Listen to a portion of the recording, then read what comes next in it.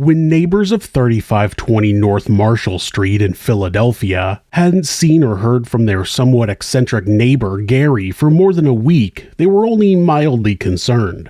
Just 1 year earlier, the man's wife had left him and he had disappeared for a couple of months then too, but she had come back and Gary had come out of hiding. When she left again a couple of months later, it seemed like it was for good this time and Gary had begun acting even more strangely than he had before. But it wasn't really Gary they were worried about. It wasn't one of those places where people looked out for each other. No, they were more concerned about the fact that a disgusting, pungent smell emanated from his house. Yes, they were worried that something had happened to Gary or that he was dead inside the house. But mostly, they wanted to be able to stomach food again. By the time police bothered to show up and do a welfare check, the smell had been lingering for days and it showed no sign of letting up. It would transpire that the truth of that smell was infinitely more horrific than anyone could have imagined. If you've ever watched The Silence of the Lambs, then you're about to hear the story of the real Buffalo Bill. This is Monsters.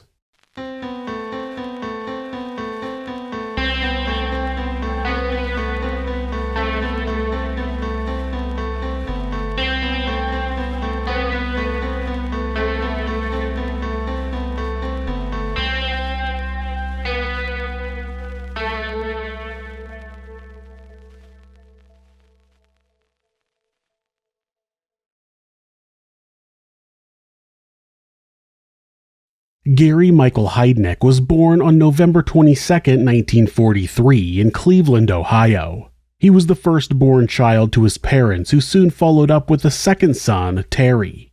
Gary and Terry. Cute. When Gary was 3 years old, his parents divorced, reportedly due to his mother's drinking.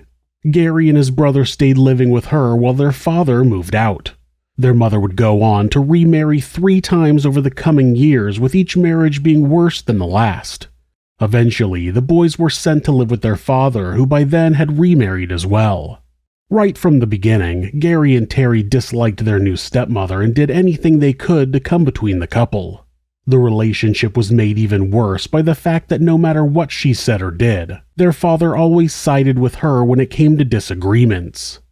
Gary would later claim that his father was an emotionally abusive man whose primary mode of punishment was humiliation.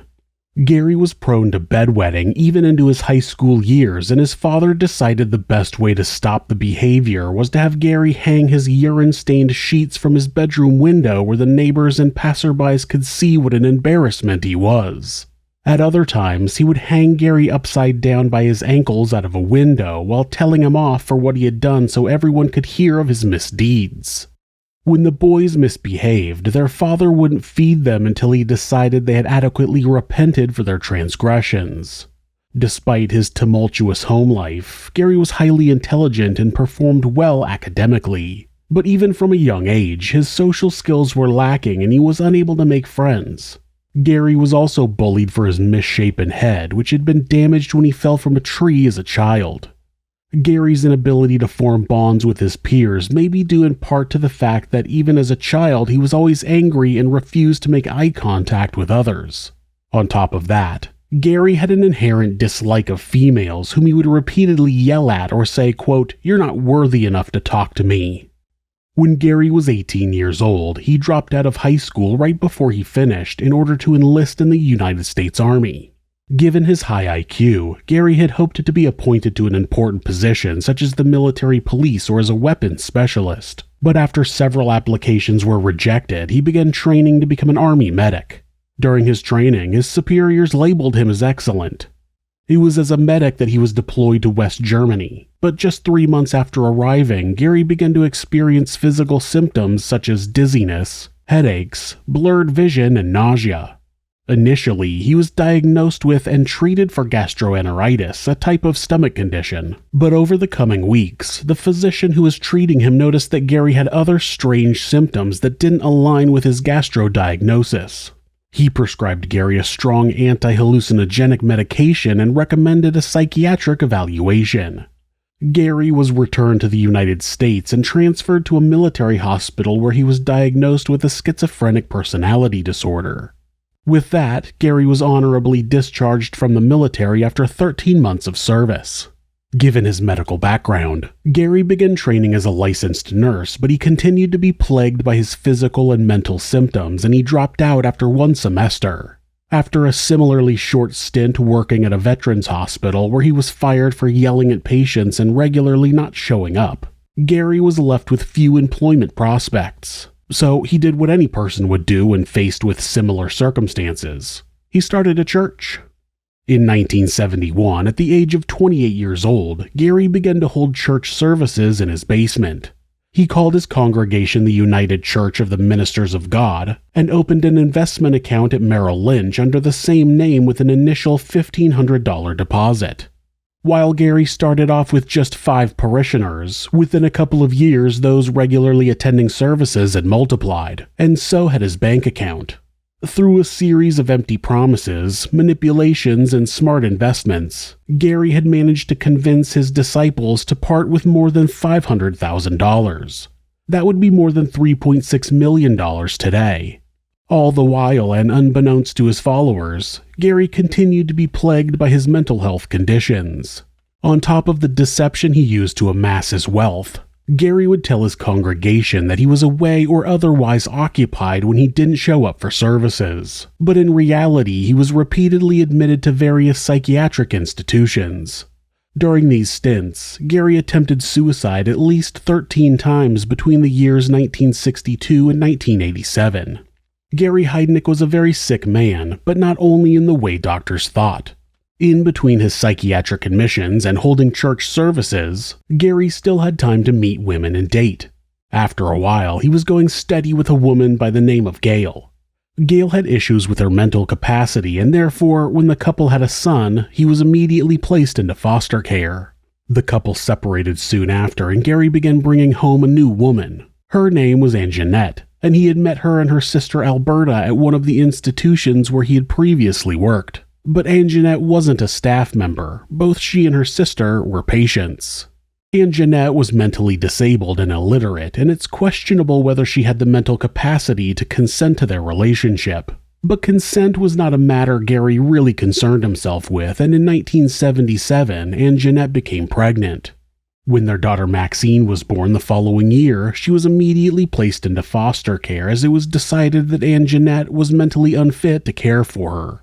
While both of these relationships present many glaring concerns around consent, it's what happened next that presented the first of many solid opportunities to stop this monster.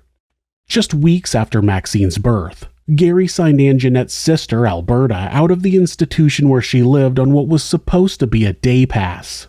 Instead, for 10 days he chained her in his basement where he raped and sodomized her. That's right, it was 10 days before police showed up at Gary's house to find her. Despite being found shackled, dirty, and underfed, it was only when Alberta was medically examined and found to have contracted gonorrhea that Gary was arrested. He was charged and found guilty of kidnapping, rape, unlawful restraint, false imprisonment, involuntary deviant sexual intercourse, and interfering with the custody of a committed person.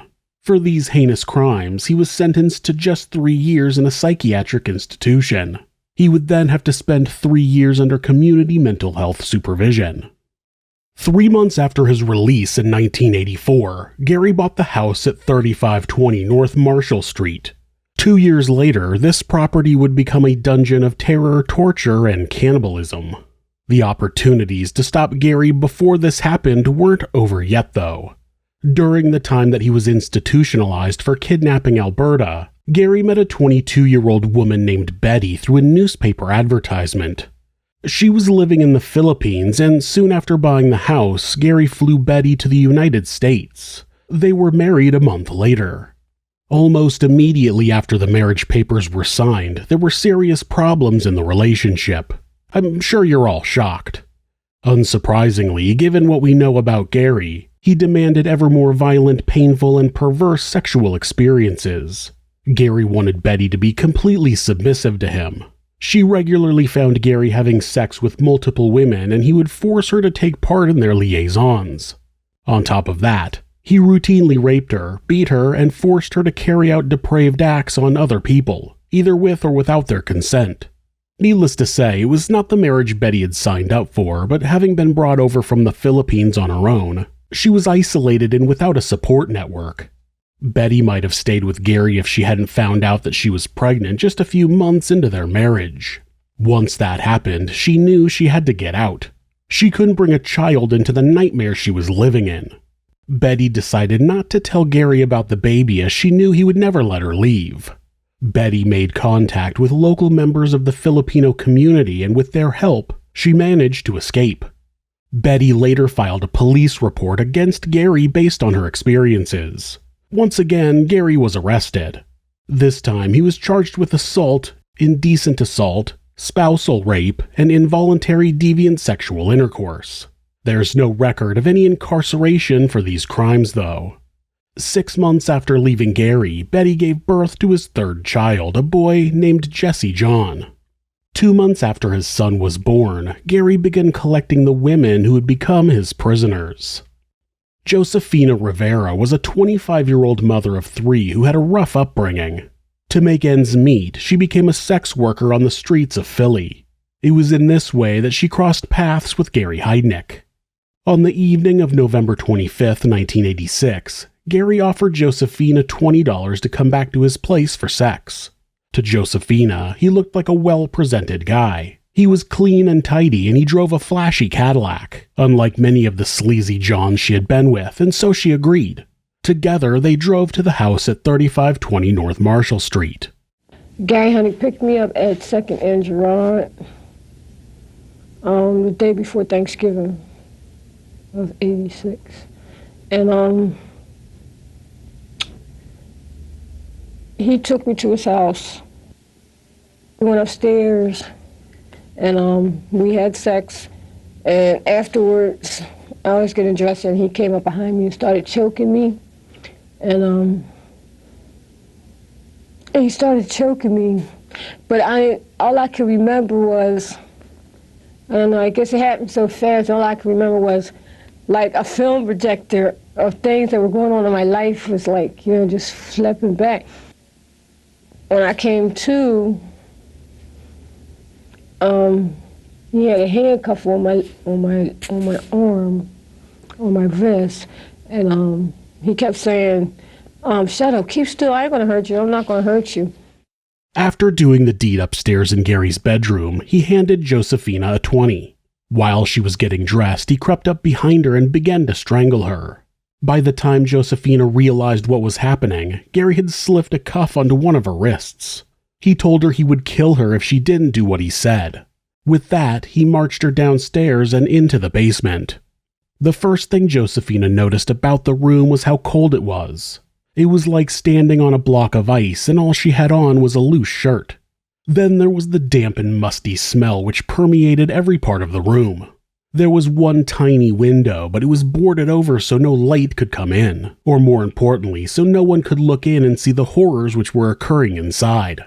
The only light came from a naked overhead bulb, which was dim and flickered incessantly. On one side of the room was a chest-style freezer, which Josefina thought looked like a coffin. She would later come to realize that that was exactly what it was. On the other side of the room was an old battered pool table with barely any green felt left on top. The floor and walls were solid concrete, hence the freezing temperature.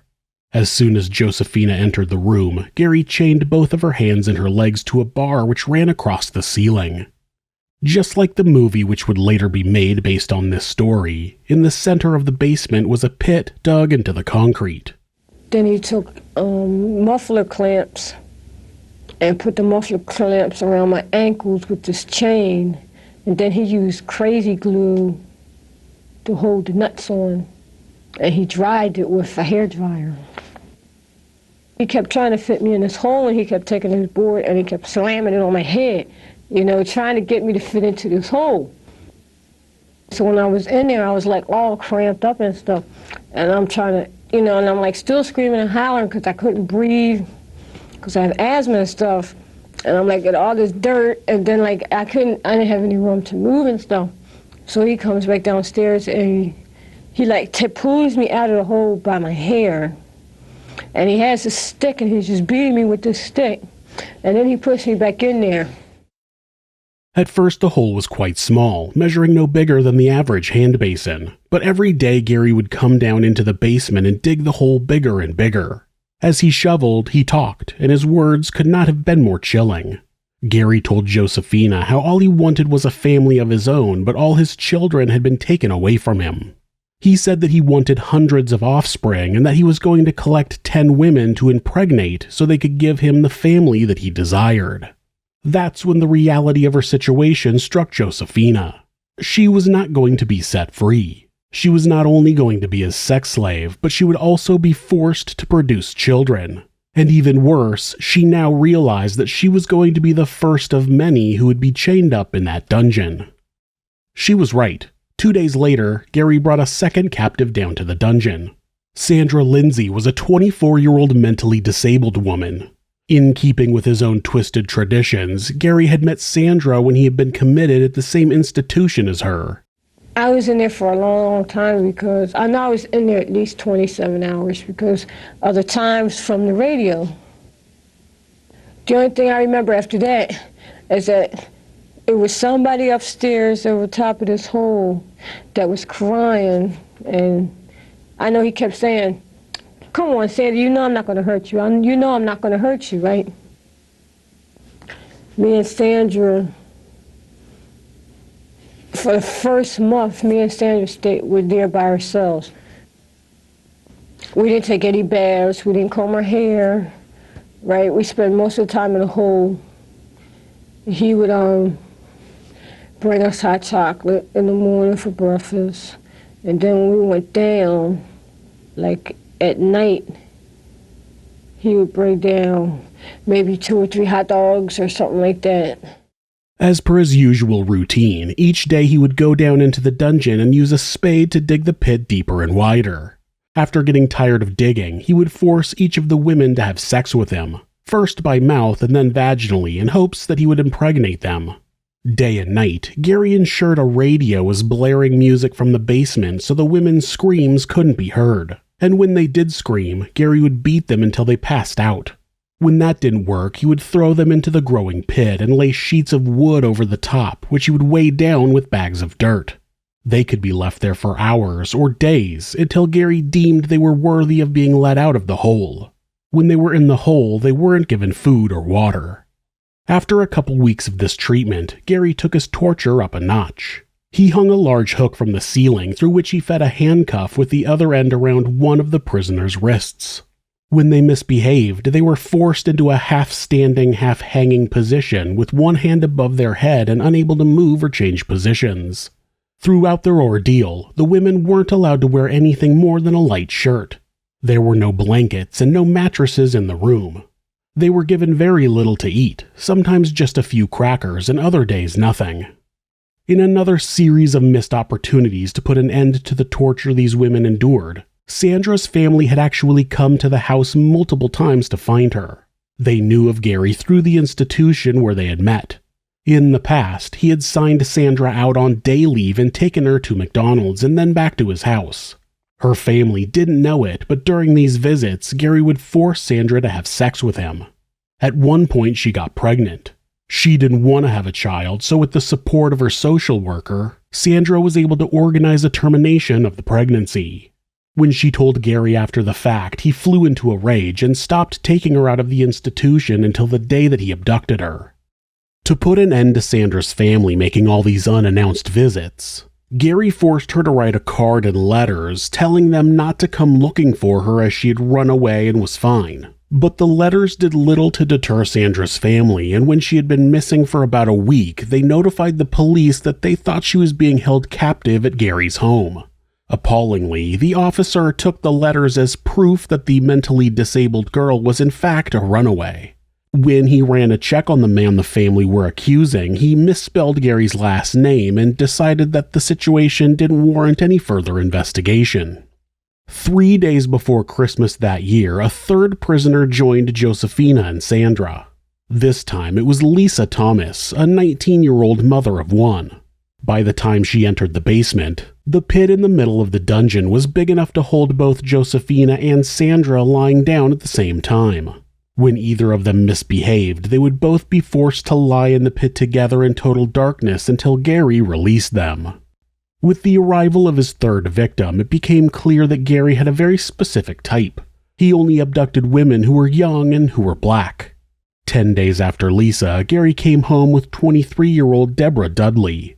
By that time, Gary had started to force the women to beat each other in between times when he did it himself. He was also using the ceiling hook more frequently, and rather than his fists, he preferred to use the handle of his pit-digging shovel to hit the women. But what hadn't changed was the daily routine of the mouth-to-vaginal sex. He would work his way through each of the women, and when he grew tired, he would force them to have relations with each other, often violently and always forcible. All the while above ground, Gary carried on living life like a somewhat normal person. He had girlfriends who stayed over at his house. He had dogs whom he fed and walked. In fact, he treated those dogs better than the harem of prisoners he kept in his home dungeon. The dogs also gave him an idea, and after Deborah arrived, Gary began feeding the women dog food almost exclusively. 2 weeks after Deborah, Gary abducted his youngest victim, Jacqueline Askins, who was just 18 years old. With 5 women now occupying the dark, cold, and unhygienic basement, the situation was bad, really bad, but it was about to get infinitely worse. When Gary realized the women would talk about how they could hear him leave the house each day, he worried that they would scream and alert others to the situation, and he worried that when he was gone, they would talk about him and make a plan to escape. To solve this problem, Gary took screwdrivers and shoved them deep into the women's ears so they couldn't hear anything. He kept pushing the screwdrivers in until liquid spilt from their ears. He installed another hook on the ceiling and strung the women up by their wrists for days. While they were hanging, they couldn't move and he refused to feed them or even give them water. Using this method, Gary clocked up his first murder. Sandra was left in such a position for 5 days after having dared to try and remove the wooden cover over the pit. But Gary thought she might be pregnant, so he broke with his ritual and tried to give her food. Sandra refused to eat. She was the most confrontational of the women and routinely stood up to Gary no matter the punishment he dished out afterwards. When she refused to eat, Gary took to forcing the food into her mouth and covering her face with his hands until she had no choice but to swallow. After a few days of being strung from the ceiling, she complained of a fever and she started vomiting. Gary refused to believe there was anything wrong with her and he wouldn't let her down due to her previous refusal to do as she was told. A few days later, he finally unlocked the chains and Sandra slumped to the floor.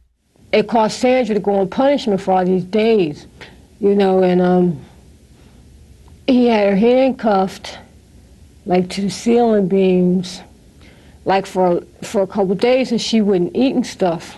And he didn't, and he was trying to make her eat, and she was putting bread in her mouth.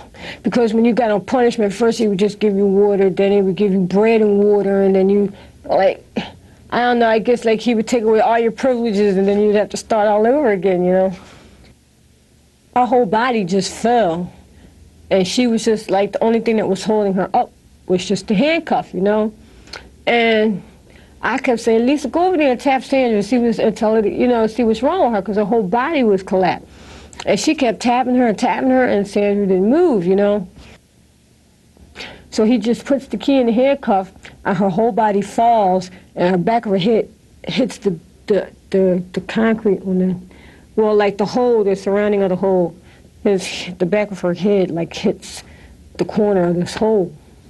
And he's like, she's dead.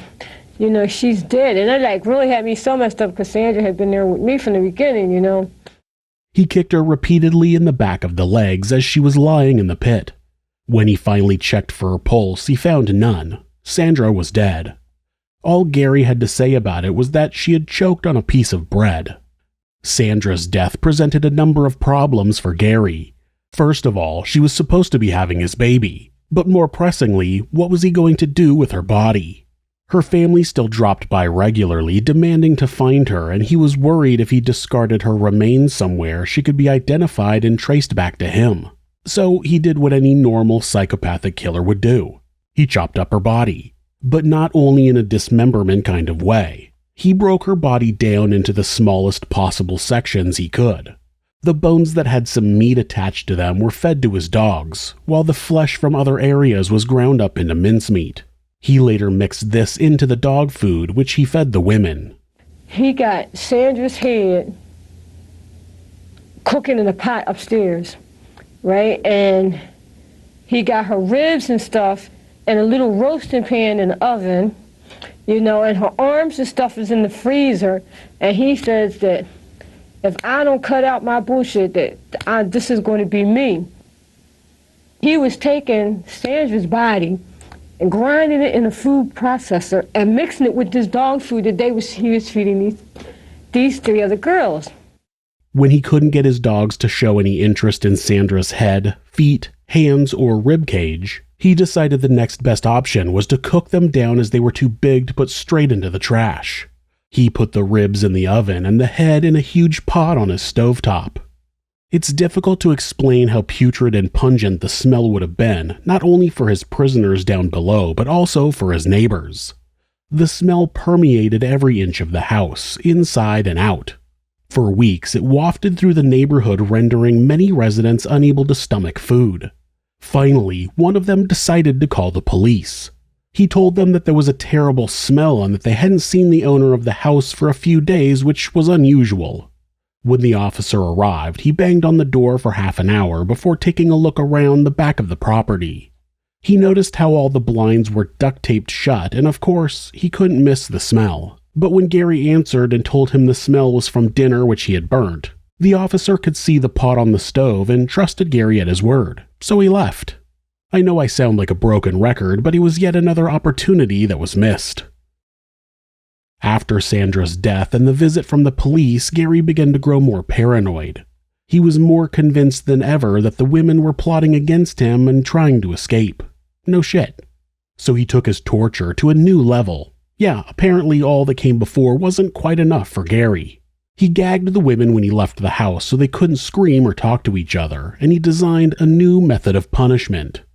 He used to fill the hole up with water and take electrical wire, like a plug that you plug in. He would strip the two wires, and then he would take the wire while they were in the water and put it on their chains. And in the beginning, Deborah was hollering, and then she didn't holler anymore, and he thought something was wrong with the wire. I said, look down there in that hole and see what's wrong with that girl. I said, because she keeps saying Deborah dead, that she laying face down in the water. So he finally lifts up the board, and he says, yeah, she is laying face down in the water. And he's like, picks her up like by her hair, back of her head and something. He's like, yeah, he's right, she's dead. And now he's like, now all my troubles are over with. Now I can get back to having a peaceful basement. Gary filled the pit with water and forced one or more of his captives to stand in it. Then he stripped back an electrical wire and placed one end into the water and the other into the wall outlet. He would sit and flick the switch on and off, repeatedly electrocuting his prisoners. By the time Sandra had died, a hierarchy had been established amongst the women. Josephina had been in the dungeon the longest and was the oldest of the captives. Somehow, she had managed to find a way to convince Gary to focus his attention, namely his violence, on the other women. From the outset, Josephina knew that the only way to survive was to go along with what he wanted and say what he needed to hear. Gary was being played at his own game. The others noticed how Josephina wasn't beaten as regularly or as harshly as them, and understandably, they hated her for it. But this reached a whole new level when Josephina was brought in on the torture of the other women. She would be told to use the spade against them, and she got extra special treatment and nicer food when she told Gary what they were plotting against him. On March 18, 1987, Gary demanded Josephina punish all of the other women by electrocution. He forced them into the pit while Josephina filled it with water. Gary put the lid on the pit, which now had a few small holes drilled into it so he could see them through it. Josephina fed the wire through one of the holes where it came into contact with the shackles still secured around Deborah's wrists. The switch was flipped and the women all screamed in pain.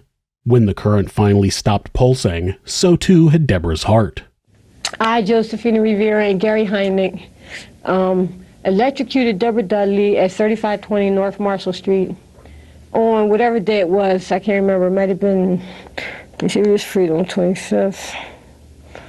Might have been like the 21st of March, 1987, by applying electricity to her chains while sitting in a pool of water. Anytime that you're cut off from the world outside, and whoever's holding you captive, the same person after a period of time, you're going to grow to like him regardless, because he's your only contact to things that are outside, or he's your only source of survival. And over a period of time, psychologically, you notice, you know that this is the person that's got to bring you bread and water and things like that. So it just became he just created his own little world in his basement, and everybody just kind of pretty much dealt with it, I guess, in their own way. With that, Gary had committed his second murder, but more pressingly for him, he had another body to get rid of. The dismemberment, cannibalization, and processing of Sandra's body had left Gary with a bitter taste in his mouth. Not from the taste of her, no, it was the fact that the lingering stench drew too much attention. He knew that getting rid of Deborah in the same way would have the same effect and jeopardize his dreams of a harem of pregnant women. So Gary and Josephina put Deborah's body in the freezer. He decided that this time he would dump the body somewhere she wouldn't be found. Strangely, after the second murder, Gary began to treat Josephina more like a girlfriend and less like a captive. He allowed her to sleep upstairs and even took her out wig shopping and to fast food restaurants around where he lived. After a few weeks of this, he told Josephina he knew where he was going to dump Deborah's body. He drove out to the Pine Barrens of New Jersey and left her lying in a grove of trees. Later that night, he told Josephina he needed a replacement for Deborah.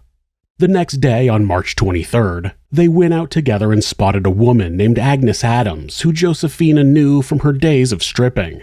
Gary offered Agnes money for sex, and she agreed when she saw the familiar face in the car. Just as he had with the others, the two had sex before Gary began strangling her. He cuffed her wrist and dragged her down into the basement while Josephina sat at the dining room table drinking a wine cooler. When he came out of the dungeon, he said, quote, "That was easy. We can do that again tomorrow." But Josephina had plans of her own for the following day. From the minute she woke up the next morning, Josephina worked on convincing Gary that she needed to talk to her family. She told him she just needed a few minutes to reassure them she was okay and that once she was done, she would help him kidnap another girl. Gary was reluctant at first, but then he reminded himself that he had made Josephina sign a confession implicating herself for Deborah's murder, and he warned her that if she ran, he would kill the others. So that night, he dropped Josephina off near her parents' house. They agreed to meet at a gas station parking lot at midnight, but instead of going to her family, Josephina went to the house of the man who was her boyfriend before she was abducted. When he opened the door, she attempted to tell him about the torture and imprisonment she had endured, but the man was skeptical. It just sounded too wild to be true.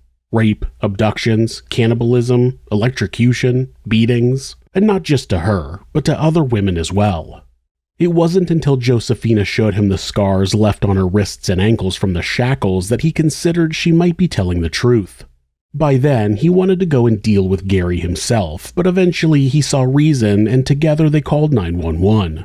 Yet, just like her boyfriend, the police struggled to believe that what she was saying could be real. Thankfully, though, they did send out a pair of officers to talk to Josephina. After going through the same account as she had with her boyfriend, including showing the marks left by the shackles, the officers appeared to believe what she said. She told them how she was due to meet Gary at midnight at a local gas station. Together, the two officers pulled up behind Gary's Cadillac, drew their weapons, and approached the car. Gary looked at them with surprise and nonchalantly asked, quote, "What's this all about, officer? Didn't I make my child support?" It was a comment he would repeat throughout the night while he was held at the sex crimes unit. right next door to where Josephina was recounting in much more detail the horrors she had endured. Meanwhile, officers were dispatched to 3520 North Marshall Street where they waited for a warrant to be secured. 4.5 hours later, officers entered the House of Horrors. Half of the officers spread out into the house while the other half headed down into the basement. Despite Josephina describing what had happened to herself and the other victims, nothing could have prepared them for what they found in that home. I don't know if it would have been worse to have been the team who broke down the door to the basement and found 2 emaciated, bruised, and naked women curled up on the floor and another inside a deep pit covered in wood, or to be the officers who discovered a charred human rib in the oven and what was left of a human head inside a pot right next to a freezer containing an intact human forearm. Well, intact apart from the fact it wasn't attached to a body. The women were swiftly removed from the property and taken for medical assessments while Gary was arrested. He was charged with 2 counts of first-degree murder, 6 counts of kidnapping, 5 counts of rape, 4 counts of aggravated sexual assault, and 2 counts of involuntary deviant sexual intercourse. You already know by now that Gary was a unique kind of monster, but you also know he was highly intelligent, and that came into play when putting together his defense.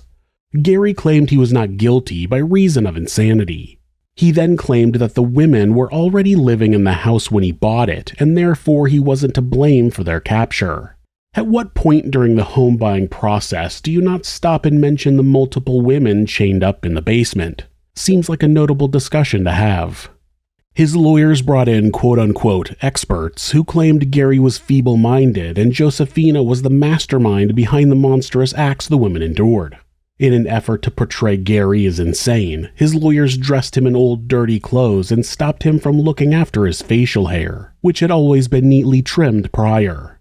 His lawyer was even caught saying, quote, "If you want to demonstrate that someone is insane, then they gotta fucking look insane." During the trial, he looked like a total whack job. Did I do that? Yes. But doesn't Women Organized Against Rape dress up their victims? So now we're comparing victims of rape to a man who imprisoned multiple women for 4 months while carrying out every method of torture, abuse, and violation known to mankind. Okay. The surviving women gave evidence against Gary, including Josephina, who readily admitted to the part she had played in Deborah's murder. From her perspective, it was a game of survival, and she felt she had a mothering role in the situation as the oldest victim. Despite participating in the torture, she felt she was best placed to manipulate Gary into eventually giving her an opportunity to break free and save the others. And that's exactly what she did when she could have very well run away at the first opportunity. Instead, she immediately contacted authorities, which led to their rescue. However, the survivors dismissed Josephina's claims of somehow acting in their best interests. They accused her of participating willingly in their torture and asked the prosecutors to charge her as an accomplice, but they didn't. After a month of testimony, the jury found Gary guilty of all charges brought against him. For his crimes, he was sentenced to death. In response to the verdict, Gary stated, quote, "I say real or phony, they can execute me because I'm innocent and I can prove it. That is the end of capital punishment in this state. When you execute an innocent man, knowingly execute an innocent man, you know there will be no more capital punishment in this state and possibly anywhere else in this country. And you know I didn't kill them 2 women. Go ahead and execute me. Yes, I want you to execute an innocent man so there will be no more capital punishment. I want to be executed because I want to be the last man in this country ever executed. That's the end of capital punishment. You don't do that shit, not in America, and you're not going to do it anymore because I'm ending capital punishment." Gary spent the next 11 years incarcerated before facing execution in 1999. During that time, he claimed he was guilty of all the charges except murder and therefore he should be exonerated. He asserted that the women were solely to blame for the deaths of their fellow prisoners, and he requested that his execution be brought forward as once the state executed an innocent man, then capital punishment would end.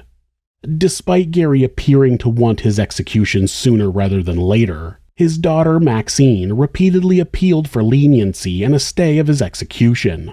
She claimed that while Gary carried out the crimes for which he was convicted, he was a deeply unwell and psychotic man and therefore he was incompetent to be executed. In her opinion, you can have an extremely high IQ, astutely defraud churchgoers of hundreds of thousands of dollars over a number of years, meticulously plan and carry out multiple abductions and repeated torture in your dungeon while carrying out a seemingly normal life above ground and also be incompetent. Anyway, on July 6, 1999, Gary Michael Heidnik was executed by lethal injection in Pennsylvania.